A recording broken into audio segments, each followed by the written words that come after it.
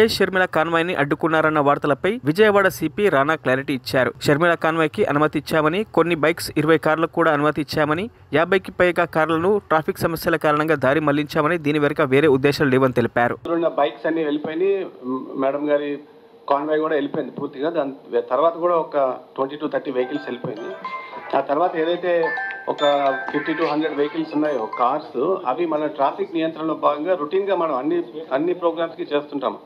యూజువల్గా అన్ని వెహికల్స్ కూడా ఒక ప్రొసెషన్ కింద ఎప్పుడు కూడా మనము విజయవాడ నగరంలోకి మనం ఎలో చేయము. Because of traffic congestion and traffic jams అవుతాయన్న ఉద్దేశంతో ఎప్పుడు కూడా మనం వెహికల్స్ని ఆపి, ఏదైనా పెద్ద కాన్వేలాగా వస్తుంటే, వందల సంఖ్యలో వెహికల్స్ వస్తుంటే మనము కొద్దిగా స్లో డౌన్ చేసుకుని మనం ముందు పంపిస్తుంటాం. సో అదే పద్ధతిలో భాగంగా, ఆ రొటీన్ పద్ధతిలో భాగంగానే బ్యాక్ ఉన్న వెహికల్స్ని కొన్నింటిని ఆపి స్లో డౌన్ చేయడం జరిగింది. కానీ దానికి వేరే ఎటువంటి ఉద్దేశాలు కానీ లేకపోతే ఆలోచనలు కానీ లేవు. దయచేసి అందరూ కూడా ఇది గమనించవలసిందిగా